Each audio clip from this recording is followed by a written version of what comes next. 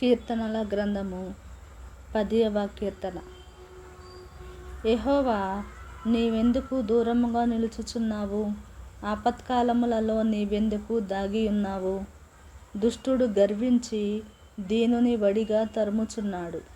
వారు యోచించిన మోసక్రియలలో తామే చిక్కుకొందురు గాక.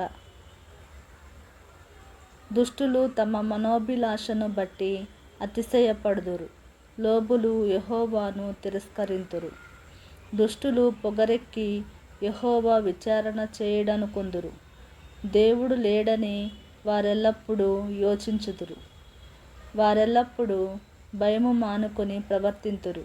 నీ న్యాయవిధులు ఉన్నతమైనవై వారి దృష్టికి అందకుండును. వారు తమ శత్రువులనందరినీ చూచి తిరస్కరింతురు. మేము కదల్చబడము, తరతరముల వరకు ఆపద చూడము అని వారు తమ హృదయములలో అనుకొందురు. వారి నోరు శాపముతోనూ కపటముతోనూ వంచనతోనూ నిండియున్నది. వారి నాలుక క్రింద చేటును పాపమును ఉన్నవి. తామున్న పల్లెల యందలి మాటు చోటులలో పొంచియుందురు.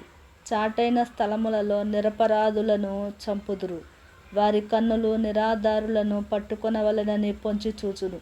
గుహలోని సింహము వలె వారు చాటైన స్థలములలో పొంచియుందురు. బాధపడు వారిని పట్టుకొన పొంచియుందురు. బాధపడు వారిని తమ వలలోనికి లాగి పట్టుకొందురు. కాగా నిరాధారులు నలిగి వంగుదురు. వారి బలాత్కారము వలన నిరాధారులు కూలుదురు.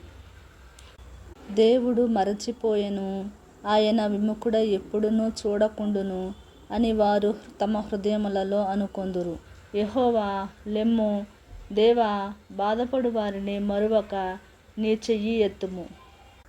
దుష్టులు దేవుని తృణీకరించుట ఎలా?